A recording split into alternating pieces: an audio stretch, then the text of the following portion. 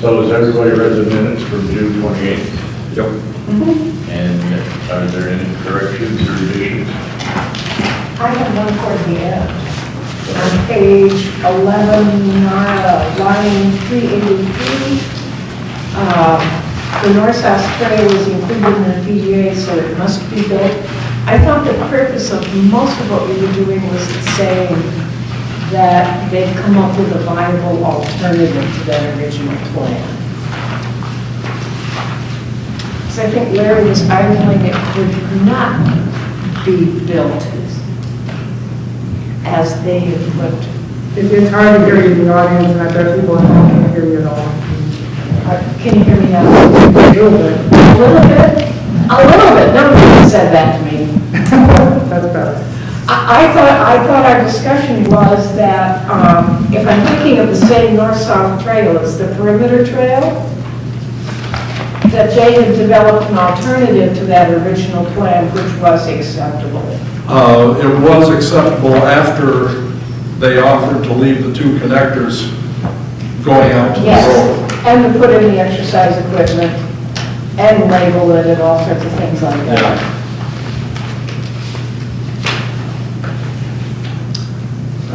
So what's your objection? I don't think it must be built. What number is that? Line 383.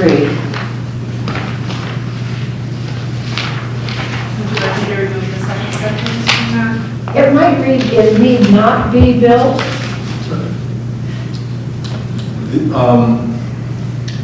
The consensus, or my memory is the consensus was that the trail, as they showed it on the new plans, was acceptable if they included the two connectors out to Warren Road. Yeah. One in the north and one in the south.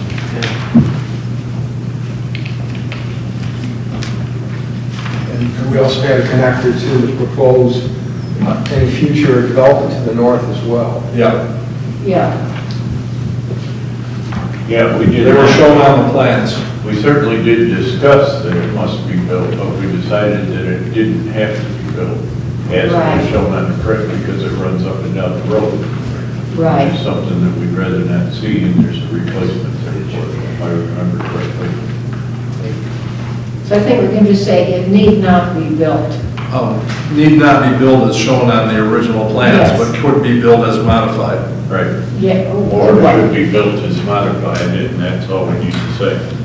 So it must be built as modified. On the new plan. Yeah. Yeah, good catch. Well, that's because I couldn't keep my mouth shut. I don't think I that will I be- had a comment on page 6, line 204, specifying 20 feet unobstructed clearance between the widest point of the building. Should that be the narrowest point of the buildings? Or the narrow space between buildings. I mean, the widest it's going to be is 20 feet? Is that, Well, the widest part of the building, there has to be at least 20 feet between the widest part of each building. Or there has to be a minimum of 20 feet between buildings regardless of width. okay, I get it, yeah, okay. So that can probably stand clarified, that there needs to be 20 feet between buildings. That was, what number was that? 204. 204.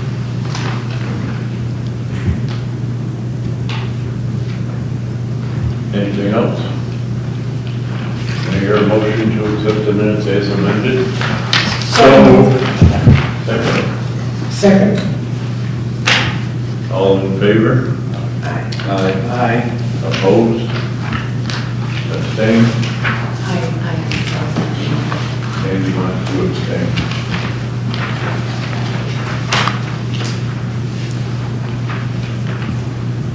Jerry Lynn is not here, so should I be? You should. I talked about that earlier, so Tom is a voting member tonight, activated as a member. Now we'll open the meeting up to the privilege of the floor. If anyone in the audience has anything they'd like to discuss that's not on the agenda, something that's not on the agenda tonight, feel free to bring it up following the rules of privilege of the floor. Anybody? Going, gone. Thank you. Is Doug here to do the, No, you're Doug gonna do it, can't Joe? make it. Doug can't make it tonight. Town board liaison report? So let me quickly ask, do you want me to go through each point in the town board agenda, or would you like me to just highlight the things that I think are pertinent to the planning board stuff? That's up to you. Go through the points quickly. Okay, let's start with, there's a presentation from Yellow Barn Solar. People familiar with the project that's between Lansing and Groton? They did a presentation asking the town for a letter of support. That got tabled so that we can get more information. We'll take it up at our next meeting, which is still time to give them a letter of support, but the town board will have more details. One of the things I personally wanted was to be able to talk with the folks at Groton a little bit before we said we approve of a project that's mostly in Groton. Well, you're not trying to approve a project, you're just We're saying we're supporting it, a letter and support. Gotcha. but you don't know what you're saying you support. Yeah, I agree. We got a presentation from Inserto CPAs about their draft audit of the town finances. They didn't see any problems in it. We'll be seeing the final one maybe next month, maybe the following month, I'm not sure which. We passed a law to override the tax limit, as we always do this time of year. Resolution hiring a third part-time constable for the Lansing Town Court. Resolution authorizing settlement and payment of a Verizon utility claim. Resolution making the town board lead agency under seeker for the Salmon Creek Restoration Project. Approving the budget modifications. Village Solar came to us with the request for the waiver, and we tabled that. A bunch of us would like to go out and actually walk the property with Rocco, see what they're describing in person as opposed to just looking at maps and trying to understand it from that. So we'll be taking that up at our next meeting. Resolution authorizing the grant for the Myers Park revitalization, and approving the application for the State Office of Parks, Recreation, and Historic Preservation for the purpose of funding the development of the Myers revitalization project. So that's our 2-hour 3-hour meeting in 30 seconds. Any questions? Any questions? Thank you very much. You're welcome. Giving it up with the natural resources and scenic resources. Oh, there was still, I'm sorry.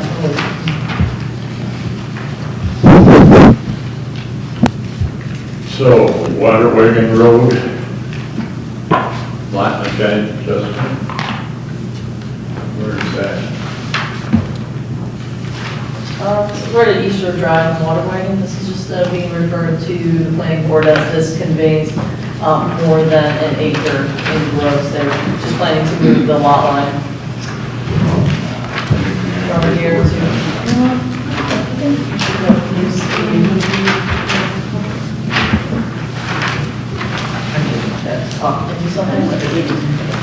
just try to be loud.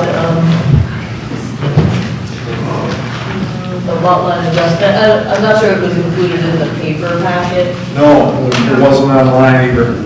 Okay. So we'll look at it on the screen, and you can explain what's going on with it. Yeah, sure. So this is a parcel on Water Wagon Road that the southern portion of which is divided by the town-village line. And essentially what they're seeking to do is move this lot line to here. So this will be their new lot line. We also need an updated map as well, because I think the tax parcel numbers don't match for some reason, so. this is it, and this is the whole excitement. What's it moved from to? This is the current lot line, Okay. separating the two parcels, and this will be the new lot line. Okay, and both parcels belong to the same person currently? Of course, yeah. Well, actually, this belongs to, so the Young parcel here, the remaining lands, and then this is the Hicks parcel, and essentially, yeah, exactly. They're just conveying some land, but because of the size of the conveyance, we refer it to planning board, just so you're aware that this is what's happening there. But otherwise, we would just need a motion pending an updated map to approve the lot line adjustment. So this is taking from the Youngs to the Hicks. Yes. Hicks is gaining property. That's correct, yeah. 4.18 acres to be. I move that we approve the lot line adjustment as shown. Second. With contingent on getting a better map, right? Yeah, it will be an updated map of the correct, I think was something nice about the tax parcel number here, I'm not sure that that was the correct tax parcel number, so. Was any action required by the board? I thought that was the sort of thing that staff can handle administratively. Yeah, generally speaking, it is, it's just once you cross the acre and gross of the conveyance, it requires referral to the planning board, just so you're aware of it, essentially. So do we do this on a hand-raising vote? or- Yeah, that's fine, you don't need roll call. Yes, second. Okay, all in favor? Opposed? Abstained? So carried. You'll make the, Yeah, John.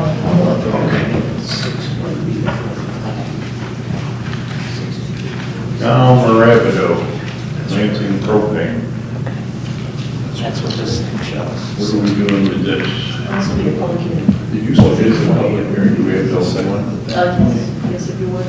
Wasn't adequate because the next thing, putting All the access will be recorded. turn it over to a town, And the applicant. particularly when you got 4.5 acres. Speaking of the house. All in favor? Aye. Opposed? Abstained? So carried. Okay, public hearing's open. Do you want to explain anything about it? Just leave the project. Rapido Lansing propane? Just, I can give you a quick overview. It's good to see you all in person. If you can come up to the mic so we hear you on the recording. Sure. So my name is Wayne Madison, and I represent Rapido on this project. Basically, what's being requested, supplement to the 2016 approval of a single 30,000-gallon propane tank being approved for placement on 15 Town Barn Road, and subsequent to that, they've been using the property for propane storage and delivery since approximately 2016. They've come back with Phase 2, which was initially in Phase 1, they noted that there would be a Phase 2 at some point that would include, originally we wanted an additional propane storage tank and 3 petroleum bulk storage tanks, 3 30,000-gallon storage tanks. In taking into consideration comments from the public and comments from the board, the project at one point eliminated the request for the additional 30,000-gallon propane storage tank, and also the 30,000-gallon petroleum bulk storage tanks are now proposed to be underground to add safety factor to the property. And that's where we are right now. That's the proposal. We submitted plans that were revised in the early part of the month so that the project review committee could take a look at things. And we've adjusted a bunch of things that were requested by the board. And that's where it stands right now, and the public hearing was going to be to comment on the proposal as it stands right now, which is just the request for 3 underground trailer bulk storage tanks. Sure.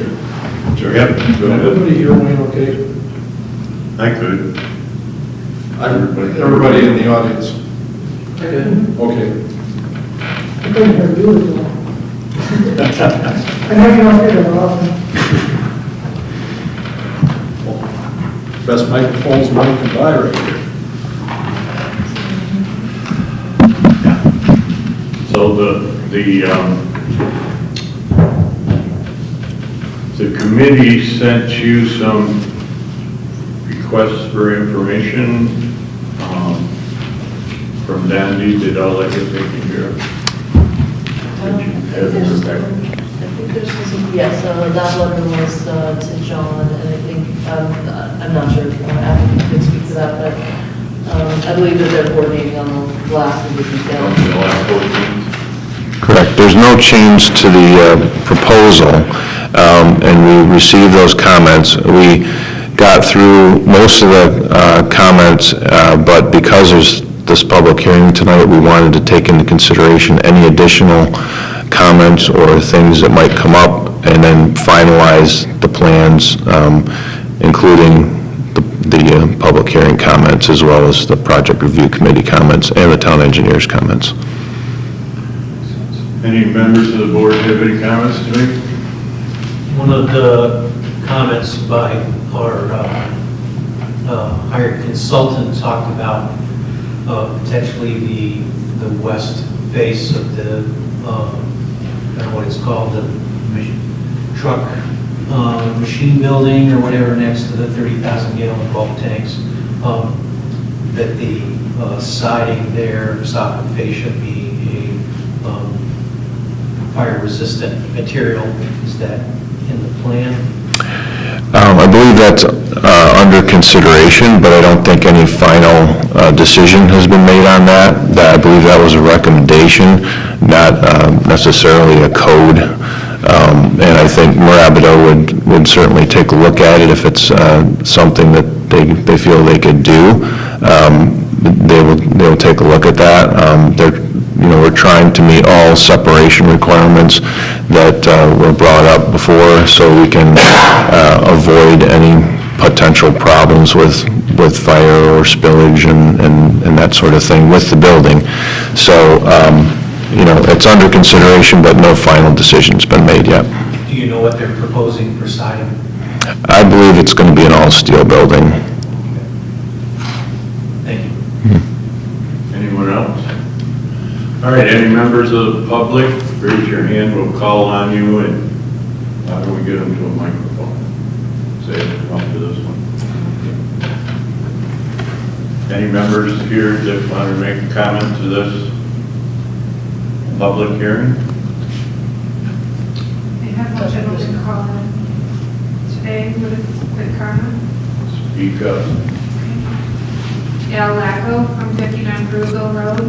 He has a concern over the south elevation. The original plans showed the garage as a buffer to the existing tank, and the current plans do not show the tank being buffered at all. And yes, that's a concern to him.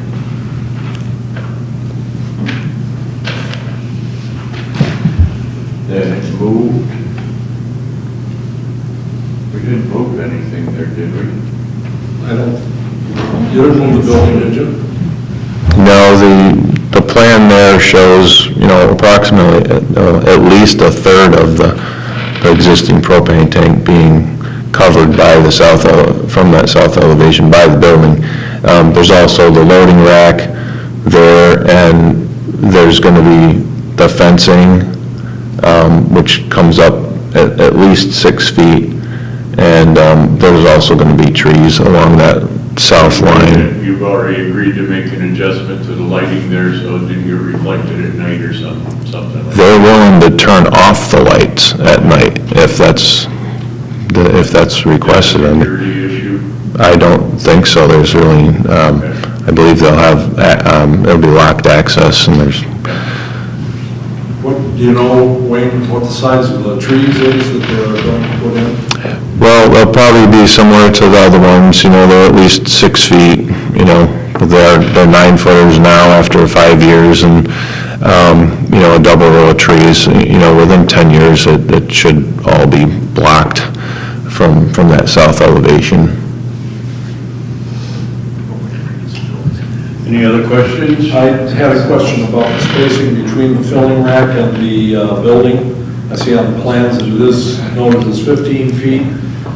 Seemed to me, I don't have the consultant's letter in front of me, but other than his suggestion that we consider fireproofing or fire retardant material on the fascia, the soffit, and the west wall of the building, didn't he have something to say about the spacing, the distance? I thought it was 15 feet. It's either 15 or 25. Being an all-steel building, at least it won't support combustion, theoretically. But I was pretty sure. Does anyone else remember? I think that was a 15-foot separation. It's 15 on the plans. There's a comment in the letter that's in your packet there about 25 feet minimum between the balloting associated with the delivery vehicles. I think that's talking about the propane, but I think what Larry's talking about is, I think the roof over the loading rack is supposed to be a minimum 15 feet from the roof of the garage building, and I think we revised the location of things to reflect that.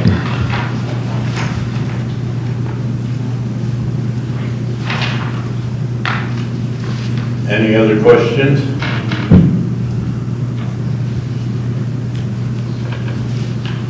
Shall we close the public hearing?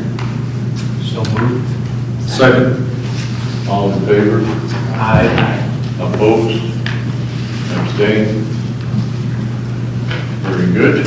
Thank you. Just speaking from Rabideau's, on behalf of Rabideau, what is the procedure from this point? Obviously, there was one comment from the public, but how do we get to the point where there's a vote on the use of the property for petroleum bulk storage? We received everything we needed. Well, I think, there's the list of questions still remaining. John will reach out to you, and I believe the intent is to finish a part 2 and 3 of the full environmental assessment form, and then this board would make a determination of environmental significance.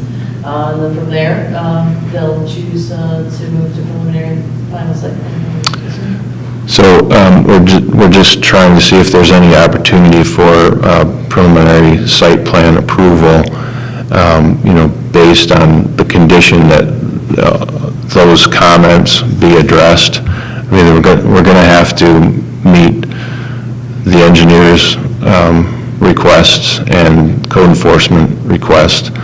And obviously, once we can't move into meeting DEC or EPA's requirements until we have the approval from the board that the property can actually be used for petroleum bulk storage. And I know it's a fine line, but there's things that can't happen until the board approves the use.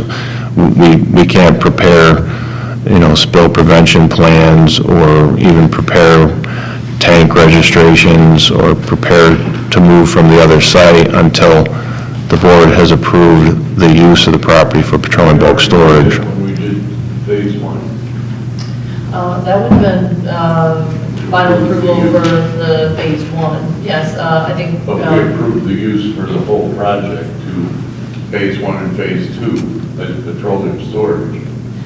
Well, hold on just a moment. So to back up a moment, the town actually made a determination that, the code enforcement officer at the time made a determination that this use was equivalent to some other use that's allowed in an industrial area. Then my understanding is that the Phase 1 preliminary and final, or I think just final, site plan approval was approved, I would say, I don't know, May 2016, does that sound right? Something like that, right? And so I think what applicant is asking for is a preliminary site plan approval for this phase to allow them to essentially, go to the bank and, finish everything they need to do. And then once they complete all of those things, at least that's what I think I'm hearing, they would come back to this board for final site plan approval to get. We need a resolution for that. Yeah, so we would prepare, the usual for your preliminary site plan resolution as well as a declaration or a determination of environmental significance. I'm not hearing anything from the board that would lead me to believe that there would be a positive declaration, but likely to be a negative declaration of environmental significance. We'll just go through that part 2 in the finding statement, and that would be the end of it. Until We'll need a resolution, though, right? yes, exactly. So Yeah. next meeting, can we do that, or should we? I don't see why not, contingent on, I'll leave it to John to coordinate with applicant on materials that are, and of course, code and fire, materials that are appropriate to have as part of final versus preliminary. And that way they can get rolling and finish some of the details for, like the SPCC. So we'll try to, We like the contingencies in the resolution to be specific, That's so right. that he doesn't have any questions. And Yes. you're talking in 2 weeks, right, not 4 weeks? right. I'm talking next month, actually, August. We can't do it in the next meeting in 2 Yeah, weeks? the August meeting, first meeting in August. My understanding about the first meeting in August is that we were talking about short-term rentals and moving that. This could be, if everything's in place and if you guys can put the resolution together next time, and maybe you can. I Because there's would some not be information willing we to need. do that. Okay. Yeah, only because, well, it needs to go through project review again, Right. and they're meeting on August 5th. It would literally be impossible for me to for John to turn a resolution around in a day, but I think August 23rd, the regular action meeting, I think is a reasonable expectation, so us to get more We'll meetings. have it all together, as long as all these questions are answered, we'll take a vote. Yeah, that would be the plan for us to get the plans revised, available to the project review committee to make, any final changes or requests, and then hopefully we can at least get to that preliminary approval. This all has to, you have to get it all a week or 2 in advance of the meeting. Yeah, and so if you can turn around, comment, or any updated drawings to us by next Monday, the 2nd, that will allow project review committee to take a look at them on the 5th. Yeah, the drawings are nearly complete. We just wanted to make sure that if anything came up in the public hearing, that we'd be able to get those in, so. Totally reasonable. All right, we'll definitely get them down to you. Okay, excellent. All right. Thank you. Thank you. Project 3, East Shore Drive minor subdivision. Anna J. Wagner, owner, 2042 East Shore Drive.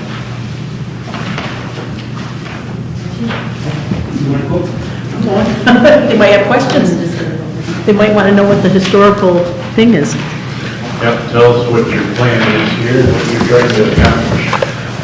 So the plan is, my mom's 88 years old and she wants to disperse her land to her children. So all this is a property division, dividing her land in 4 spaces. C1 would be her house, and so C1 would be like 1 acre on her property, on her house. Then the other ones would go, C2, 3, and 4 would go to 3 of her children, 1 being myself. I live right next to her. C2 is me, so you should have a map, I think, with the paperwork. So C2 at the present time has no road frontage shown, but that'll be connecting to you. It'll be connected to my property. So you allow an adjustment? Yes. Right. Which property is yours? Mine is the one on the north end of 2042. Okay. So C2 will be my property. It'll be going in my name, or Cindy's in my name. I'm John Wagner, by the way, so. And then C3 and 4 is my brothers, and when they did this, she's been trying to do this with my dad. My dad passed away about 4 years ago, but they've been trying to divide their land. There's 6 of us. So they have another parcel down on Drake Road that they're trying to do, but they've run into snags, but, so this, we're just trying to divide the property up between the other 3 siblings. So that's really it in a nutshell, just trying to, we won't obviously mark up any property, so it won't affect anything other than property lines. 12B, if you look at the questionnaire that we filled out, we did put that in the wrong spot, and apologize. Yeah, I was very late at night and I felt that way. So if you look on 12B, what we filled out, it is not a yes. We definitely don't have any archaeological site on our property that we know of anyway. Can I ask a question? So on parcel C4, The long driveway. do you own that, or is that So that property is connected to Tavera's, Emily Tavera's, and so what do they call that? right-of-way? That is a right-of-way, and it's written on the property is a right-of-way for her to be able to use that also. So he won't, well, he'll own that, but it is a right-of-way. The other one will just be, C3 will be that little spot between 2032 and 2042 will be his property line going up. So John, looking at parcel C4, it spans both sides of the road. If you take out the right-of-way, you look at the 2 halves, the one to the north of the road and the south of the road, C4, would either one of those, both of them would meet the requirements for a lot on their own, so each side could be developed? He's Wait, confused. that's not a road. That's not a road, that's other property. Yeah. So this whole thing was subdivided about 6 years ago, where this other half went to Emily Tavera, and this Brother and sister. brother and sister got, now the siblings are, so that does come from Drake Road all the way up about 1,200 feet, I think, until it hits that property again. In all honesty, I can tell you, nobody plans on building there. It's just, I know, it's hard to say 100 years down. But By that time, we'll all be having helicopters or something, I'm sure. Jets and cars. The access to your, to C2 is through that right-of-way as part of C3? No, so where my property line is right now, it connects to Tavera's. There's a creek in between, or a creek between Tavera's and mine. So mine's, if you look, 31.1-1-1.7. Northeast corner there. Yeah, so the driveway, I actually have a driveway in there. And what we're gonna do is, we wanted to move that lot over, so I have a turnaround that's actually in my mom's property now. That's why her boundary was kind of like a parallelogram now. But all that, you see where C4, or C2 is mine. C4, that's what you were referring to, C4? No, C2. Okay, yeah, C2. So this would all, there's a barn behind my house that I don't own. I only own halfway to it. So that would all become my property, and you can get in and out of that with my driveway. So we'll do a lot line adjustment after this. But we can't move this without lot line adjustment, can we? Because there's no road frontage to that parcel. Yeah, so those could be, see, there's a note on there that says is to be consolidated, so C2 is going to be consolidated as part of that subdivision process. Yeah, you got it. I can't begin to read the. Sorry, it's such an odd shape, those farms back then, and they split it. The frame. oh, that's a little small. Oh, you guys get a smaller sheet than I got, sorry. Hey, trust me, I know that feeling. Why do you think I thought I was an archaeological person that night? 186, oh, maybe that's 60 feet. And so where are you at now? 60 feet, I can't read it. Yeah, both right at the, Both right-of-ways would be 64. One's not a right-of-way, one would be his property, but, both those frontages are 60 feet, one on each east shore and one on Drake. So that that lot also doesn't have the required road frontage, does it? C3? C4.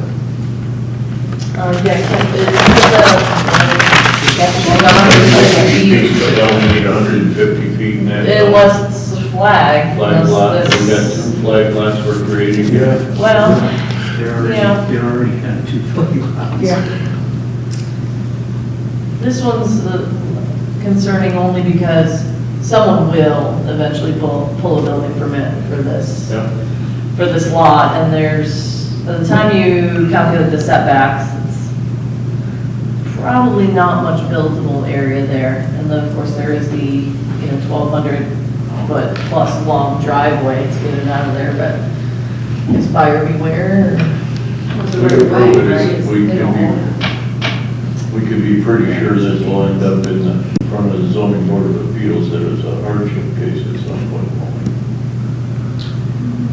Well, it depends on, somebody down the road, somebody could kind of buy the whole area and they do a subdivision in. Or they could buy just this lot and try to put a building on it, which I don't think can be very big by the time you get done with setbacks. But that's why it would end up in front of the zoning board of appeals, because we're creating a hardship here for somebody because it's not a buildable lot. Okay, Jerry, I'm missing that. Where is it not a buildable lot? This is, yeah. So there's quite a bit of room there. There's 193 foot by 340 foot in just that one section, not counting that one. Yeah. I mean, he's got 5.85 acres, but that's still quite a bit. Larry, how far back for the turnaround for the fire on a driveway? Is there distance? Oh, there isn't? Is the driveway, we have to have the turnaround for the fire? Yeah, it'll have to be turnouts every, 500 feet. Turnouts I'll do a hammerhead. every 500 feet. So Is there enough room, that's for like a private road. is there enough room for, in that 60-foot width for a turn off for the fire? Pull off. Yeah. Yeah, I think that we did that to John Peters Hagen's property, for instance, and that was all private, and we had to have a pull-off. Yeah, but because there were more than one building down there, that was a private One road. owner down at the end, too. Yeah. But there's See the point enough, you're making. there's plenty here that's wide enough anyway for that, right? Yes, that's 60 feet. That's 40 feet. That's why we changed the flag lot to 60 feet from 20 feet, so we have room to do that. Right. Okay. So if the future planning board gets this and has to require that, they can. CJ, what are the setbacks there? yeah, so I think this is in B2, I think all of it is in B2, general, commercial, so that is 60 feet from this line, would be the setback, so it's 60 feet this way, where this little hand Because it's towards the road. is. Yeah, So that's considered the exactly. front yard. Yeah, that's how the drawing for Schedule 2 done on it. That's 300, And then almost just- 40 feet. Just 10, yeah, just 10 feet on the sides, so obviously Back that's. is only 10 feet, isn't it? And that's all. I guess this is the back. Yeah. Yeah, Like so it's open. there's plenty of room. Yeah. I mean, we're looking at 200 feet wide by 646 feet long. Well, it's at least, it's at least 150 feet wide by 340 feet. You know, if you just look at the rectangle. Of course, some of that's under the power lines, but still. There's no reason they shouldn't be able to put potentially two structures there. I don't know. How wide is that?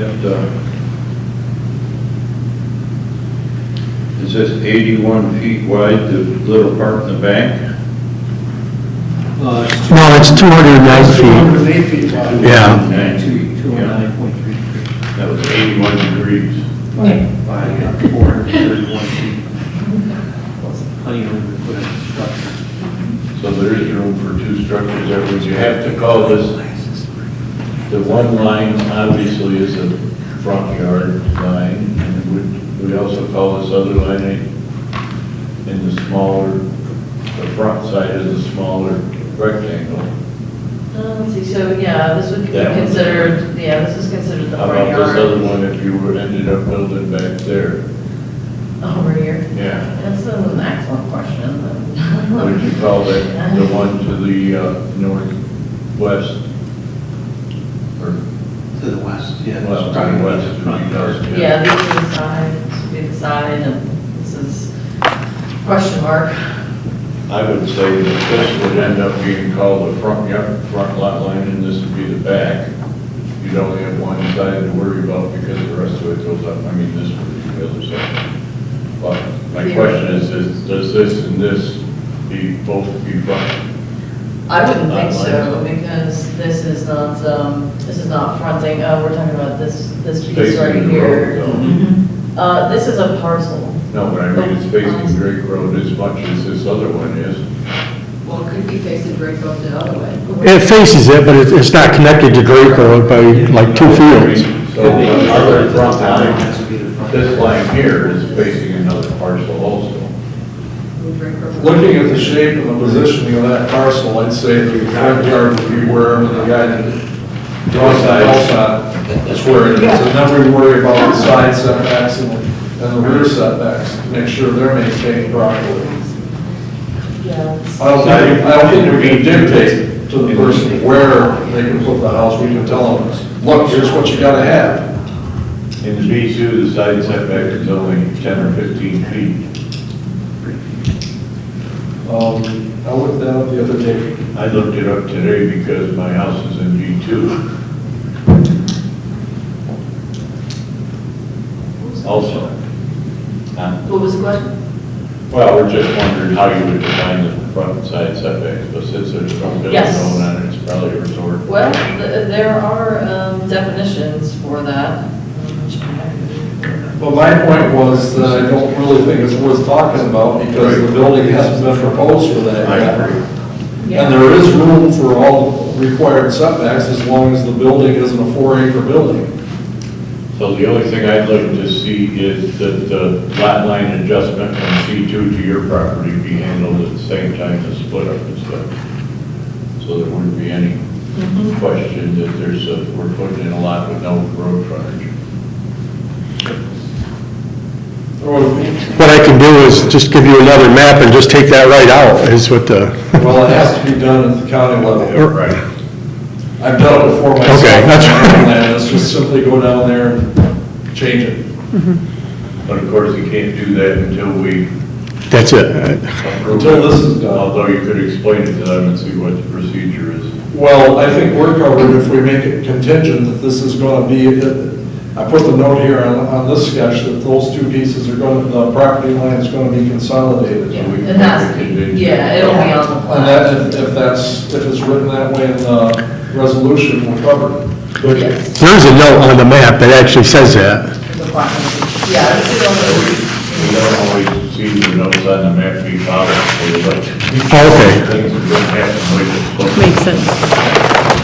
Yeah, I think the big thing to just be aware of is that whoever buys this lot, of course, will have to be mindful of the driveways in excess of 500 feet deal.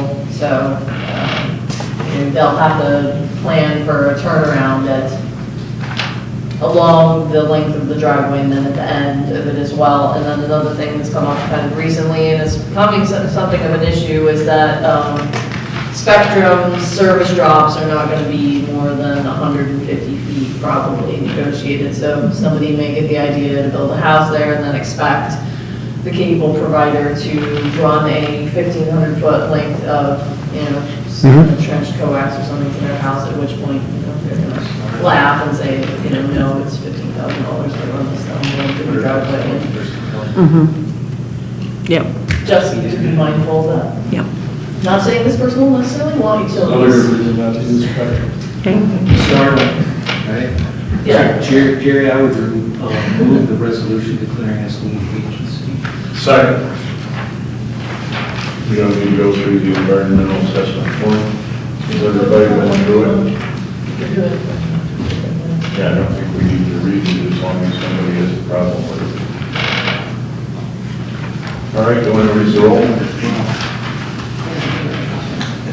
Sandy? Yes. I have a question about wetlands. There's something about wetland improvements? And it was marked wrong on this sheet. That's what we were trying to say earlier. Sorry, there was two spots, and it said here we couldn't change it. I know what you're talking, it's like question 15. Or question 20, has the site been proposed action, hazardous water or something like that? The answer was no, but we couldn't change it on the computer for some reason. We put yes, but the answer is no. Computer is answering it for you. Also, question Those are all messed up. Yeah. Which one, Tom? Question 5, it's marked as rural, but isn't it also commercial and residential in that area?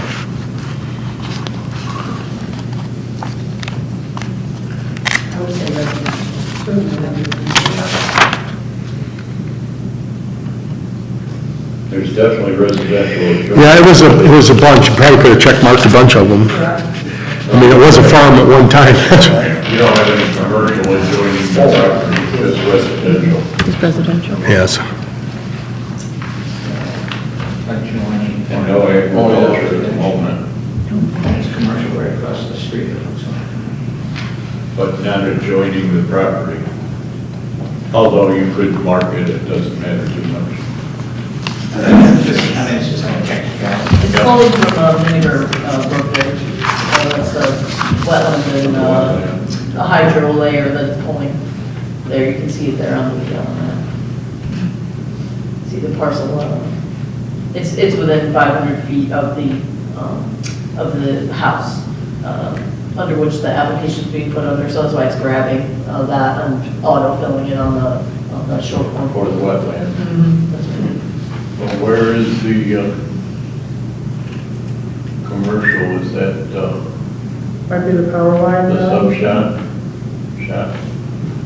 Could be the- Across the street. I mean, across the street, it's pretty much all commercial. Yeah, the east side of East Shore Drive is And is that's across from your mother's house? Yeah. Yeah. Yes. So it's not really across from anything that we're, well, I guess we're subdividing this land, Yeah. so those should probably be checked.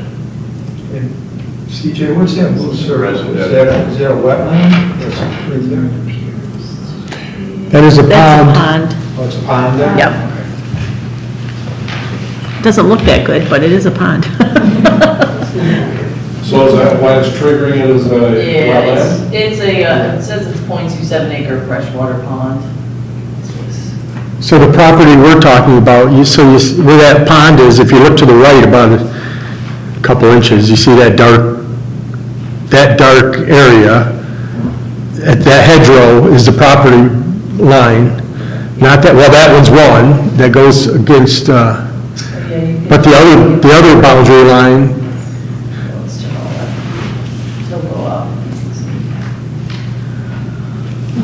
I know it's hard to see, there's a barn there between the red and the pond there.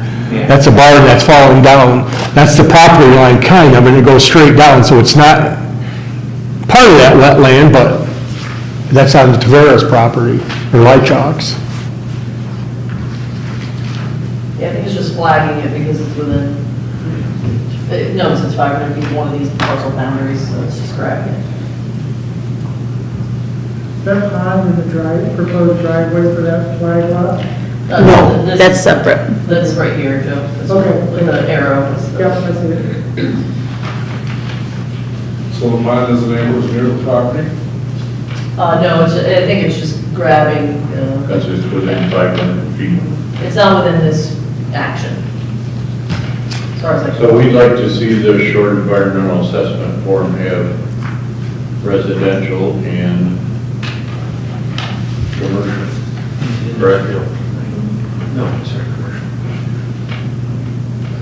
So you can get that. That's what we have to do. Okay, great. Okay, so let's, just do one more thing. One moment, Jerry. 12B needs to be changed. Again, for some reason, the state says yes there. And Was it that because the Rose Harbor is historical? That's the closest thing that is, Right. and that's quite a ways away. Well, not that far. Yeah, I think it's, if I'm, see, it's right here. Yeah, it's not that far. It's probably just, Don't forget, we're just voting to be lead agency. Right. But we want to make sure the paperwork is correct. from Rogues Harbor, yes, appears to be about 800 feet to the property line.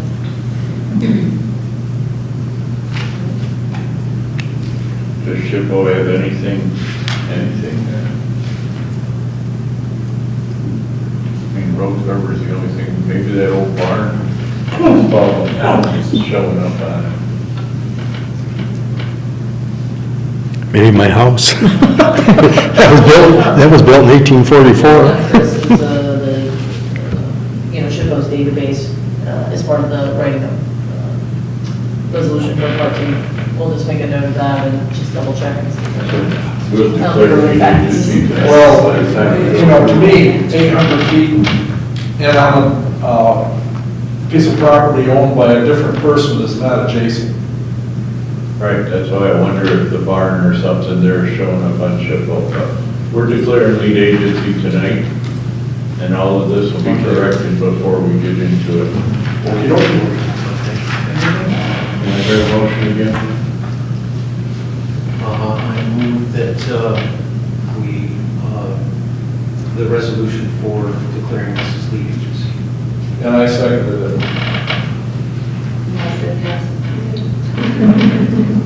Tom, Yes. Al, Yes. Dean, Yes.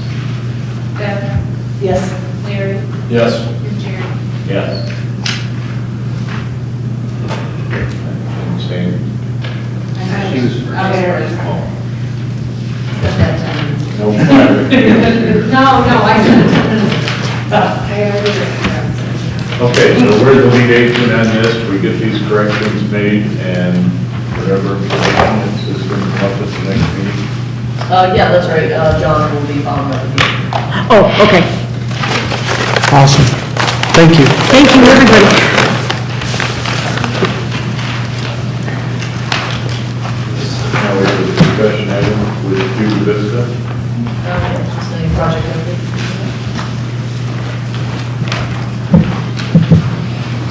Do you have project updates for Cuba Vista? Yeah.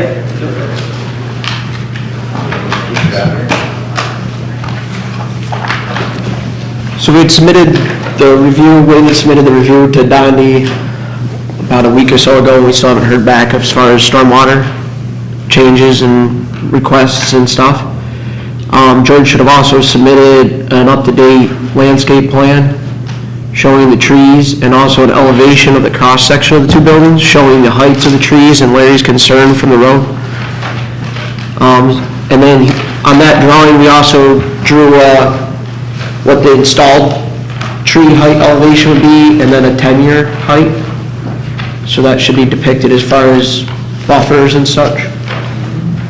So the bottom one's the mature, not mature, but in 10-year cycle. But basically, even at the 10-foot trees up on the top, the Norways on the top would be 10 foot, they're already blocking the second story from the roadway. So my understanding is Norway spruce is considered invasive species, which So the county, which I think is ridiculous. so the county has chosen that for some reason, at some point. The problem that we have is that, for example, on another project that we did, we got the board to accept the Norway because the blue spruce is really your only other alternative as far as an evergreen that the deer won't absolutely murder. And those, as they get mature, will thin out. The Norways will grow intertwined with each other and not kill down a branch. Like even a white pine, if it touches the other branch, it will deaden on the inside. So I don't know why the county, they put a list out. It's not the county, it's the state. Is it the state? And then because even some bunch of shrubs and stuff fell on it or stuff too, so. I mean, I like the Norway because it grows fast, Yeah. it grows together well, really. It's pretty deer resistant, Really spreads well. So that's why we were gonna put the 10s up on top, and then down the side of Woods Edge, or I mean Cuba Vista and across below by the mosque are all gonna be 8-foots. But they'll put on a foot a year, basically with growth.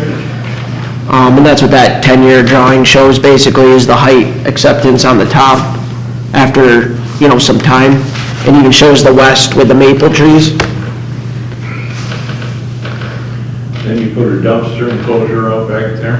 Yeah, we put it on the downhill, down on the bottom driveway, just so it's not in someone's side yard and stinking and stuff. So it's down on the access, which we kind of had an access driveway down there for future septic or pond maintenance. The other thing that that does is it puts it on a public right-of-way. For accessibility for them to pick it up. Yep. Jerry, I'm with Dean on that. The blue spruce, after 10, 15 years, they look old. They die out. They thin out, and then if they get spruce gall, it's all over. So you're saying you want the Norway Yeah. spruce to ruin the view shed? And actually, not to deter, but I mean, the spruce trees in front of Woods Edge are 90% Norway. There's a couple blues mixed in, so we're really continuing the hedge line down Woods Edge, basically, from what's in front of the existing town apartments there at Woods Edge. Did you have a comment about the Norway spruce though? I think the Norway spruce is superior for the use. I agree. So do I. And are there any objections to that? But the Norway spruce is invasive only if it's adjacent to a hardwood stand. In other words, within 200 years, it may choke out the hardwoods. But if it's in an area that's mowed all the time, it's Yeah. not invasive. It's not to be concerned. It's only when it's adjacent to hardwoods, and then and then it's gonna take a couple hundred years before it chokes. They're learning about shading or something, probably on the hardwoods, or choking them down or something. That's what my reading is showing. Yeah. Sounds good. Okay, the planting's nice sizes. And thanks for including the plant list, that was... Yeah, yep. And then also, I know there've been some discussions about missing some of we kind of separated the elevation for that, I don't know what we call it, the watershed there up front that has the overhang with the mailboxes and stuff. So that's been kind of separate. I know some people had questions over that over the last few times. I just think it was getting missed because it was kind of part of another drawing. So now it's a separate, showing the cantilevering. Basically, the mailboxes will sit underneath the cantilevering, and essentially, 4 or 5 people could stand underneath that if there's kids or something waiting for the bus. That's just basically a junction for us to put the 2-inch water main meter in and a house panel probably.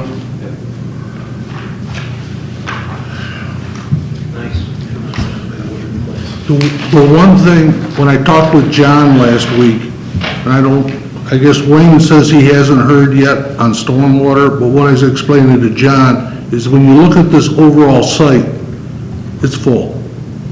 So if there's something that T.G. Miller was different in the stormwater, we need to know so we've already moved the buildings to 30 feet, so where the septic tanks are, we're as tight as we can be. So it's one of these things, like if there was any major changes that they wanted, and the health department, I know Wayne has explained to me, there's no more room, we can't add another bedroom. We're just waiting for Donnie's review, basically. So we need this, and then we can finish the final tweaks. Have you heard from Donnie as far as scheduling? Oh, no, I think John should be reaching out to you guys about comments. I think they definitely went to him, but I think he's just probably busy with CFA. Well, I was wondering if he was on vacation, maybe. I'm guessing it might be just a lot of CFA, the... Everybody's busy. Hunger Games is due this Friday, so I think it's not really called Hunger Games. But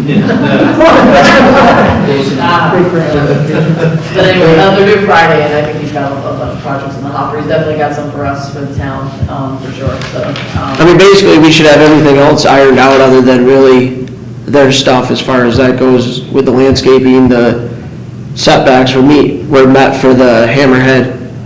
All that stuff was addressed, the dumpster. So I mean, really, we're just kind of waiting for the engineer's stuff on that to just make sure that nothing would have to move 4 or 5 feet or something in the layout as far as the site plan goes.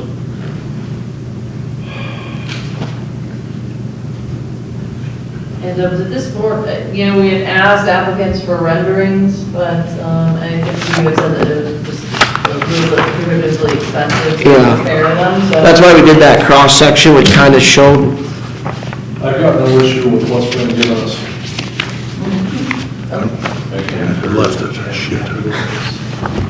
I meant to bring, I took a picture of the site standing at the corner of, on 34.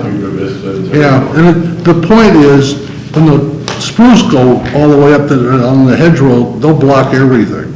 But I mean, you're way out. And Secor's old building blocks a Correct. bunch of it. Right. and essentially that front lot is developed, I mean, Well, if you out said there, to- we've got trees screen, the trees grow, you'll see there's a building there, but you can see, the materials testing thing too. And that's more apparent than, Right, yeah, I think the more important thing is, I know Larry was asking questions about privacy. second floor, and so we wanted to show how that works. And Scott's point is, he's more concerned about it than you are, because he's got to rent them.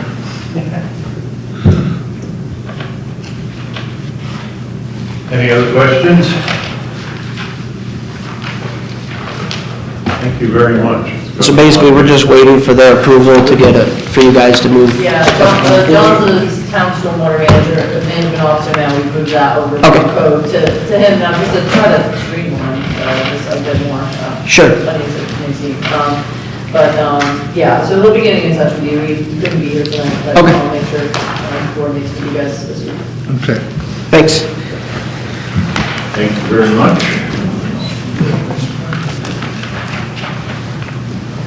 Any other questions or comments does anyone have to make, because number 4 is...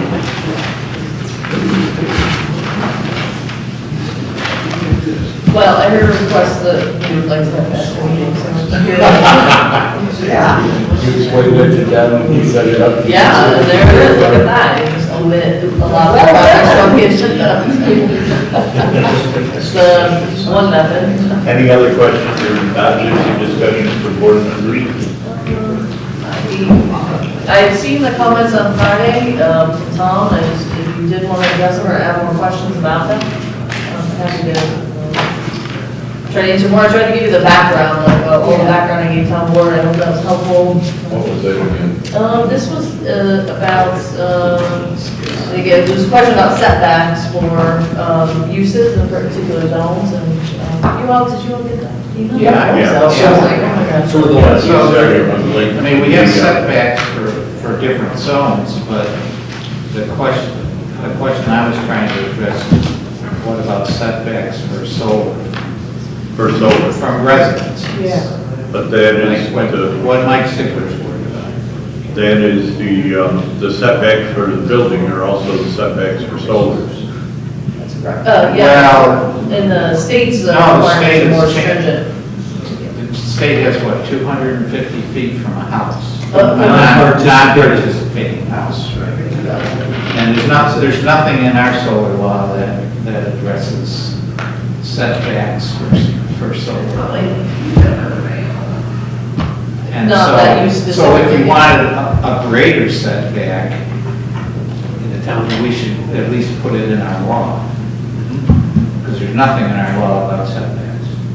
They go by the zoning districts. Yeah. Yeah. Right. They're not particular, what I mean to say is that they're not particularly day use, so if you were to cite, commercial retail in the rural agricultural zone, it would be 60 feet from the center line. If you were to cite solar, it would be 60 feet. So the actual, the state regulations are more strict than what we have. Yes.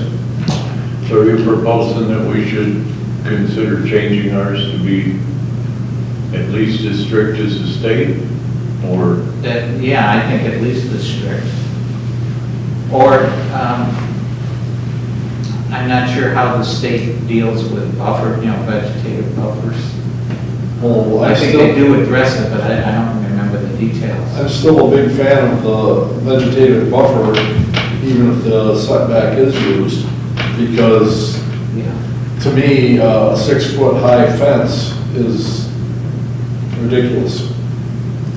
Particularly the type of fence they've got in up on Snyder, Snyder Hill. Wow, you're proposing the height of the solar collectors as high as, I think, 18 feet. Yeah. But a 60-high-foot tree casts quite a shadow, so how do you, I mean, it has to be far enough away from the solar panels to be. Well, with the acres they're dealing with, they can start their panels far enough back away from whatever vegetative buffer there is. So And the minute they start cutting down hedgerows because they're too tall, then we really ought to squawk. Is there, can hedgerow or plantings, the buffer be planted in the setback? I would think so. Because if you've got a 250-foot side yard setback, for instance, from a non-participating dwelling, I'm not sure that we allow, well, you've got to allow the plantings, but I don't know if you can allow the berm. Does the berm go in the setback? That would be the state, yeah, and there's, DEC's trying to get everything to take berms out, but that's another cookie, but. I'm good. Is the setback from the edge of an improvement to the other existing improvement, or is it property line? Property It's line. property line to property line. Well, there's a property line setback, and then there's a resident, non-participating resident. That's what I'm talking about. The non-participating resident is improvement to Dwelling improvement? or non-participating? Structure to structure? Structure itself is my understanding. It is. Non-participating occupied residences is the exact word. Yes. So it could be, It's structure, not property. yeah, and then. Property, non-participating residential property line is 100 foot. Yes. Non-participating occupied residence, the building is 250 feet. So From the property line or from? From the building. The setback, the building. The actual Right, building. from the building to the property line of where the solar's going to be. To the solar. To the solar. To the actual solar panels. Yeah, 250 feet. So you could. From the property line of that, Solar. from the property line of that non-participating use If you're building. to the solar panels is 100 feet. Still has to be minimum. 100 feet back from the property line. Oh. That 100 feet would seem to me to be a great place to put the buffer, whether it was a berm or trees or both. Yes, so So remember, this was saying that 50 feet from the center line of the road, and yet our zoning says 60 feet. So in this case, we're more restrictive than the state, right? Yes. slightly. 10 feet. But here's the thing, It's okay, 150. remember this conversation we were just having about the expensive renderings for this little project? They're gonna have to do something like that on a big scale, right? So the town just adopted a scenic resources inventory, which has the double duty purpose of identifying specific significant visual resources for which we will want to see what the potential impact will be. And on top of that, they will have to do renderings of all of the screening effects of vegetation. So they're gonna have to show the progress of how the trees are gonna grow and at what year they're gonna be where, kind of like what they did on the little sketch that they just presented, but this is all gonna be in color and will be, you know, they're like they're photo renderings essentially of what it's gonna look like. Does the requirement for that depend on whether or not the municipality that's involved thinks that that particular area is a scenic resource?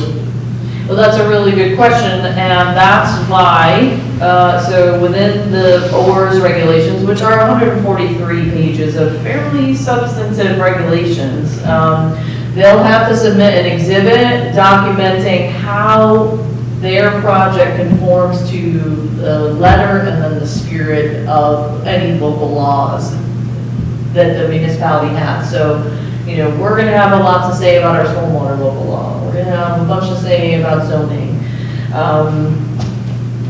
We have a flood damage prevention law as well. So they're gonna have to prepare a narrative, and that's why I sent you a link to that project, the Morris Ridge project, because I want to give you a sense of like, this is what the submittals are gonna look like for this project. There's like 225 documents that are range from 1 to like 50 pages apiece, right? We're talking about a full environmental impact statement that's being done for each And I read project. every single one. Oh, I read it twice. It should be that kind of submittal for power plant. Basically, it's a power plant. Absolutely, right, and I think, yeah, so in any event, these regulations are being challenged right now, we'll see where that shakes out, I sent the link to that. Who's challenging it? Which side is challenging them? It's the towns and environmental groups, a birding group, there's another, I linked it in the thing that says these are being challenged, just click on that and it'll take you right to the filing, it's like town of Copac, town of, I don't know, Bear in Orleans County. There's a bunch of towns and environmental groups that have gotten together to challenge the regulations to say, you know, they didn't do seeker thoroughly enough.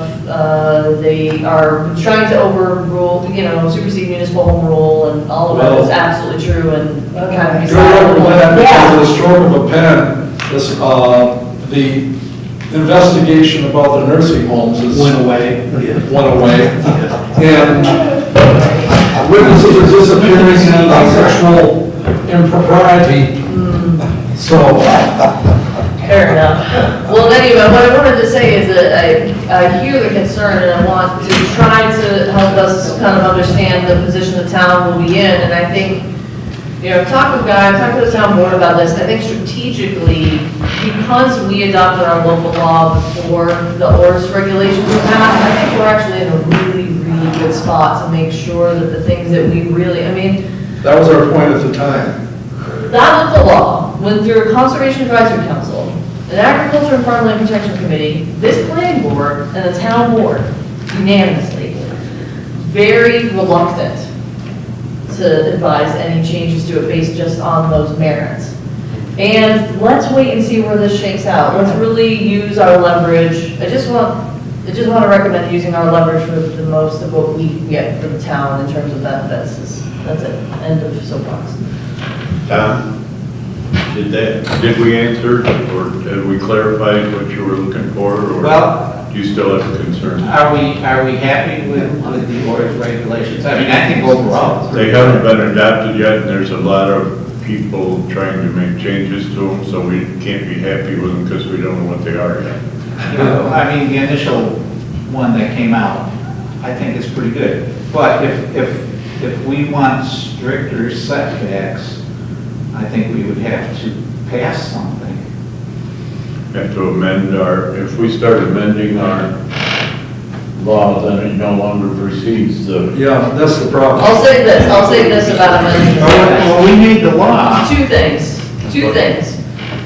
First, the local law was passed before ORS. It gives it a standing that it wouldn't otherwise have. Number one, We were thinking of much smaller scale things when we passed that. But if we make changes to it now, we lose that standing because no longer did we make it before ORS came out.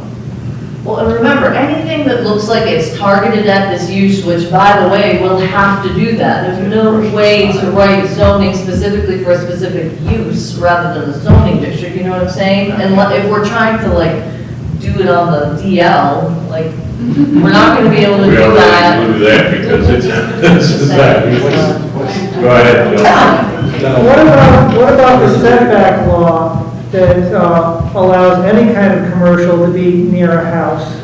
That we don't really have a thing that says commercial projects in general, not just solar, because that's a separate part of our law, have to be so many feet from a house.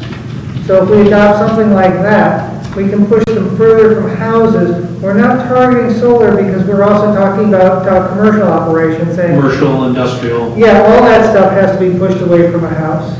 Right. So do we want to do that to more than the 250 feet? I'd be open to, I think we have to look at it and determine what that means. But I think that's the way that we could not be targeting solar, but putting in an operation that we realize suddenly, we don't want commercial things right next to somebody's house. That's obnoxious to put in, you know, a big grocery store right next to your house type But thing. 250 feet is quite a ways to be apart for a doctor's office. Wait one. I see where you're going, Joe, but making any changes to that law changes the date of the law, so it no longer We don't have- No, he's talking now. We don't have a setback at all from house to project. So we'd be implementing something we don't have. So that would be a change in the That would be a whole different zoning law. ordinance. It'd be a new law that would come afterward, but it wouldn't be superseding one of our current laws that have that Or grandfather. it'd be changed. How would that affect a person who has a commercial use in their own house? This is why we have to work through the language of it, I don't have specifics, but I'm saying this is a way where you could push that setback and not run into the issues that CJ's talking about. But if we had, in effect, I don't think the bank wouldn't have been able to be built, because that's too close to residential. Yeah, that's- The salt plant wouldn't have been able to be built, that's too close to residential. So, I see what you're saying, and I agree with what you're saying, but there's a negative to that as well. Well, that's why I'm saying we need to work out the details. Yeah, it wouldn't necessarily be commercial, it would potentially just be industrial. I don't have the details, because I haven't sat down. Because if you're talking about commercial, I think you really have to do a big survey of where are all the residential properties that are next to potential commercial development and look at the implications there. But Or you can say commercial inside. industrial would be very. I agree with that, that would be better. Or commercial over a certain size. So when your project hits a certain acreage or. Right, so many acres, right. Yeah, then it triggers this, which hits the solar definitely that we're talking about. But it would also hit, if you put a major shopping center next to somebody's house, you don't want to do that to somebody. But then again, we have. You're right up to the village when you do that. Yeah, but we need to think through this. But then you have mom and pop solar, if you got a small community solar that wants to come in, that may be near a residential, like the one on Jerry Smith Road, so that one wouldn't be able to come in either. That's not Again, industrial scale. it depends on, again, how you're defining Okay. your different sizes. You know, the one thing that's difficult is being in a town like Lansing where people complain when people put just a home solar, a collection of panels up for their own residents. You know, you're never going to get people to agree. Yeah, people always complain. So if we have all this solar in the town of Lansing, then we all get free electric. Wrong. Yeah, If that were the case, we'd already have it because of what Cornell put in, which is obsolete now, by the way. No, you're actually making a really good point, which is the host community agreement, that does have a residential energy credit associated with it as part of like what they pay. Right, but I calculated that out, it amounts to 10 cents a bill a month per person. I keep getting different numbers on this, some people are saying it's significant, some people are. No, it's nothing, I calculated it out, it's nothing. At least based on the standards and the stuff that I had. Absolutely. It's a number of people in that market area. Is it by load zone? With a lot of the solar. Remember, this came up when we had one of the meetings, and fellow from Cooperative Extension. Terry, yeah. Remember, he said, he changed, I said, no, it's by the number of people in this market area, or whatever the standard is. So it does amount to very little. It's another thing we can add to try and promote the solar, but I don't think it's gonna amount to much to anything to one individual. Okay, interesting, well, it's a good thing to find out is what the average. I mean, it's, yes, I do the calculation, but I don't think you're finding as much. It was 6 or 8 years ago. Okay, so my understanding is you all want to see a draft of short-term rental regulations at the next meeting, that's what I understand. When RA follows shortly after.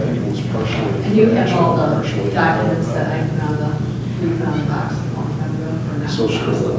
Yes, the sample locals. Yeah, thank you very much, yeah. And we did a matrix, right, so you can see what. I know, it's very good. If you need my help, let me know. That's the issue. Once I get past the CFA. Good. Wait, Tom. Tom brought this up, I want to make sure he's satisfied with with the discussion we've had so far, and it turns out that I think we're in agreement that we want to try to look at something whenever it gets scheduled, it'll be, large-scale commercial setbacks from house to edge. Can we do something about site plan review first?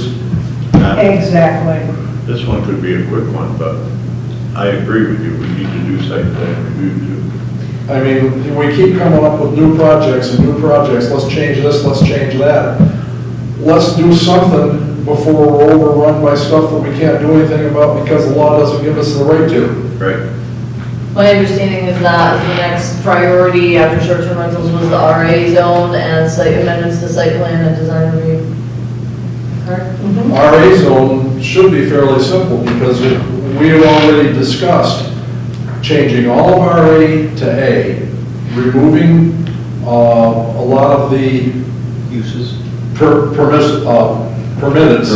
and putting them only in the hamlet areas of North Lansing, Lansingville. We didn't include East Lansing. Highway corridors. Yeah. I mean, we're already halfway there. We did that groundwork 6 months ago. Actually, you did a Yeah, lot we of did. better than comprehensive plan. Yeah. It was some time ago. I would say It was some like time 2.5 ago. years That was while we were discussing that portion of the comprehensive plan. Close to these things. See, no worries, well, that's We were on the groundwork. Yes. So we should be Documentation. continuing that and getting it finished. Yes, I have been waiting to open that drawer of Mike Long's papers, so. One last question, one last question. Forgetting the math. No, we will not be forgetting that, we have in-house. One last question, Jerry. CJ, do we have a problem with getting the engineers to be expeditious about reviewing things from the clients? Seems like some of this is Good taking question. longer than it used to.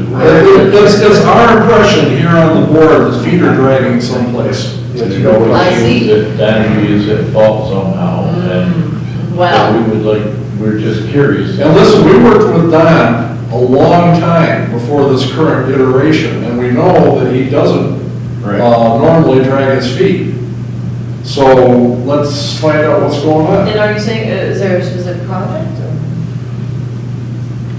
It seems like This- every. We're on, what, the 6th week with this? For some of the questions that nobody got together on back at the beginning? Well, I think that, And also the soccer thing, that's still. See, we sit here at the meeting and hear the client saying, well, you know, we got this information in, and you say, well, they've got this information, well, why aren't people just coming together?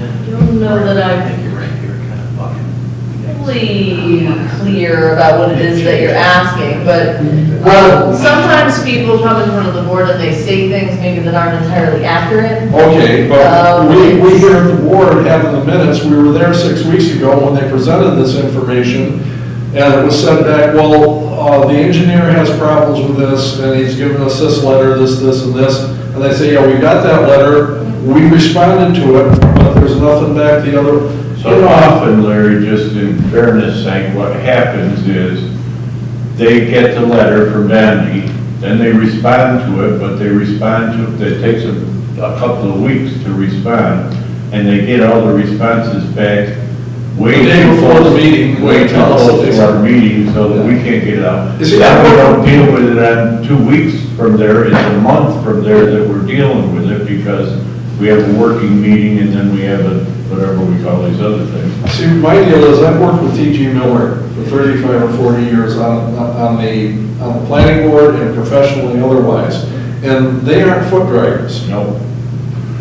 Agreed. Just on the Morado project, what Sandy was saying, I kind of agree with it. Seems like they've been trying to not make changes to the project, and so I think that's kind of been pushing things back as we've been going along. With Mirabito, I'd say yes. Yeah, But then. until they finally put the tanks underground and, Put a few more bolsters in. I mean, for instance, the Cuba Lake National Bank seemed to have gone pretty quickly. Right. Although it seems to me that 5 years ago, we must not have been considering some of the stuff we're considering now, because things like that seem to happen in a couple of meetings instead of over 4 or 5 months. Would it be helpful just to date when these things go to the engineering? In other words, and just log it in, say, We generally do. We 7/14, you know, and that way we, Yeah, we try to print out the correspondence. Also, That's why you possible that see, everybody's busy. I have nothing to give me great pleasure than to able to have a piece of paper in my hand, so I can say to John, yeah, John, you gave him this 3 days ago, and you want a response by now, and it took you 2 weeks to get back to them? Okay? I'd love to be able to say that. Sure, so, okay, so it sounds like this is about this particular, project, and Well, not this particular project, it happens every time there's a fairly good-sized project where the client has an engineer involved, and where our engineer has to review it. not just, the soccer, that's held up now for things in engineering, right? Isn't there a? Yeah, so there was some concern there about, and, you know, I don't know, maybe this is a change that I'm not fully aware of, an issue I'm not fully aware of, but in any event, you know, when that building in the back, that quote clubhouse was given a building permit, that was a U building. And somehow, it got changed to be an assembly building. I was going to say it's assembly now. Right, which is, you know, complicated now because there's not enough width for the fire trucks to get back there. And of course, they're informally using the other field associated with the project, but it's owned by NYSEG, it's their lands, you know, I mean, yeah, so I think that there's some complications Okay, with so that there's- project, and I I see. think, It's- here's another thing. I think that engineers, civil engineers who are acting as planners, landscape architects, site civil, and all the above and the enchilada too, are maybe not accustomed to being asked for the extent of things that perhaps we would be asking more of as a commonplace. You know, full plan set to me is like pretty normal to receive for a commercial development For project. something like that, yeah. Like Dollar General, okay, they walked in with a full plan set and pretty detailed. We hated it, but they walked in. No, but what I'm saying is that actually allowed the board to focus on the aesthetics and the actual site planning of the site, because we weren't running around saying, oh, well, you know, there's a code issue with X, and, you know, like, So somehow what we have to have here, I think, is we have sketch plan review. And after that, we shouldn't see anything until we have a full set of documents. well, I think John would strongly agree with you. And I think that a lot of times we end up with, project managers or engineers saying, well, we've got this much, let's get it in front, because they want to have some sort of approval of part of the project before they continue with the rest of it. Well, for instance, Yes. with Cuba Vista tonight, they have what appears to be a really good, complete set of plans. I've built very expensive buildings with plans that weren't anywhere near that detailed. Me too. Well, the applicant also has been in front of this board many times, so he knows what to expect. So are you saying, CJ, we should hold off before we see some of these things until more data is provided to the planning board? So I think, you know, what we're kind of experiencing is something of a cultural change. So slowly, you know, we have been embracing this kind of, you know, things like deadlines. That's been very new, exciting, and somewhat painful. All right, in all seriousness, I do want to say, you know, that's one thing that we want to make sure is, you know, we've wanted to slowly make changes, right? Make changes to the agenda, make changes in the way we submit the information, the way we work with developers more, you know, cooperatively, but maybe less informally and a bit more formally. And John is steeped in development review. This is what he wants to do, is construction projects, pre-construction, walking this, and he'd be here right now, but he's out sick today, but, you know, he has the deep expertise really to take over all that, and I think maybe I've been just a little bit overextended and have not been able to give as much attention as I would I don't always have think liked. this is your fault, but what we need to do is get, and John probably knows, John, you and John are, I mean, so far we're getting a system set up that's working better. Yeah, and by the We need way- to be able to get some of this, let me put it this way.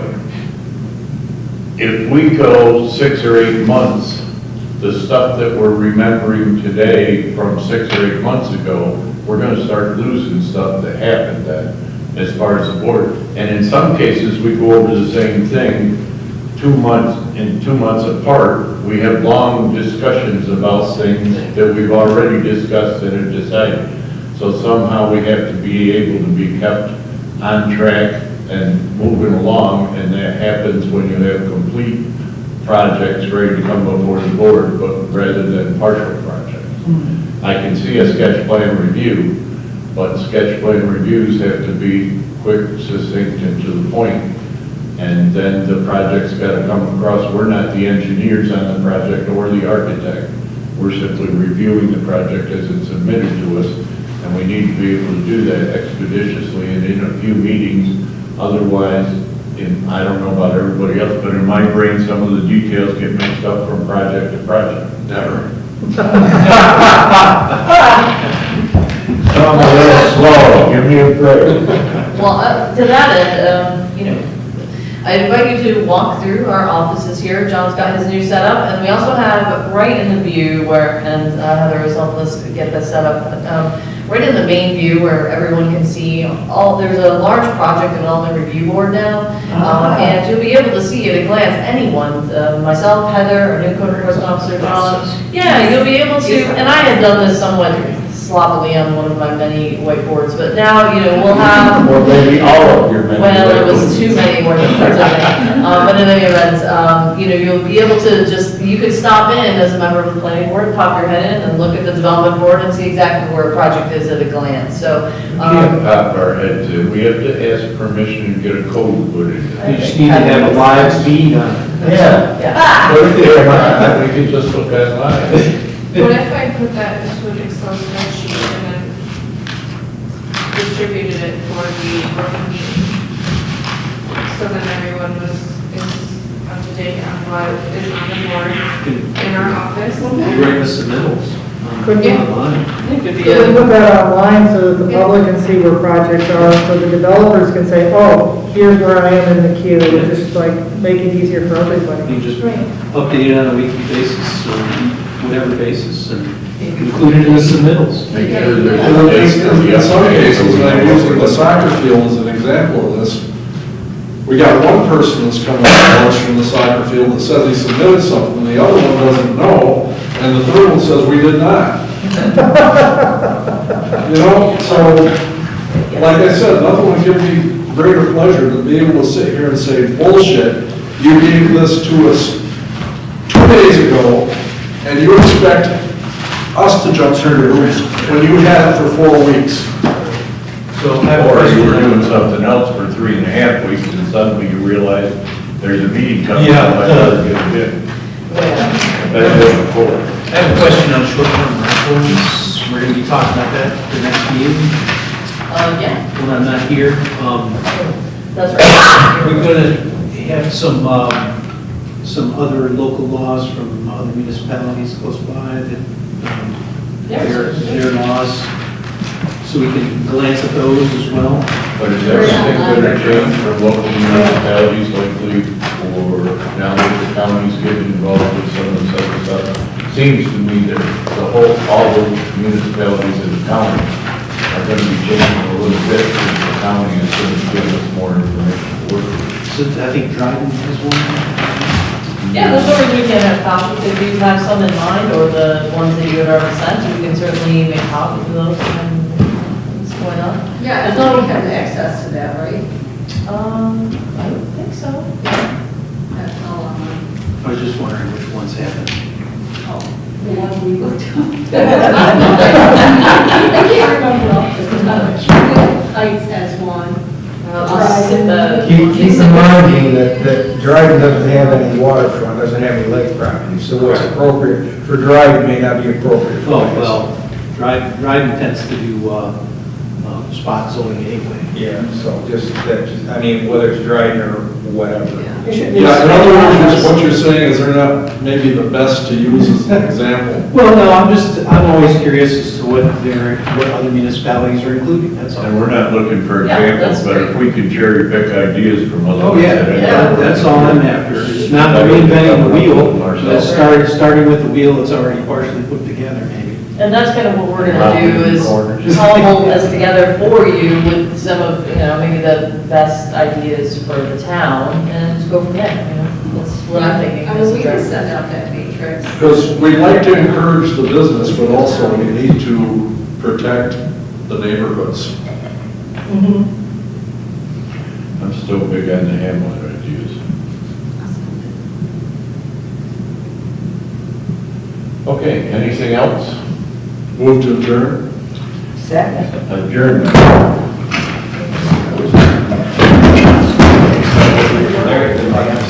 Thank you.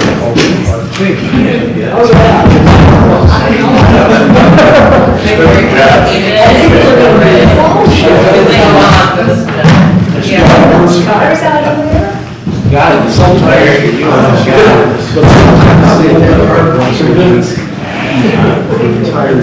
I've never had a problem interacting with traffic on the loose. I walk there regularly and it's half the time. It really is, yeah. Is there a date?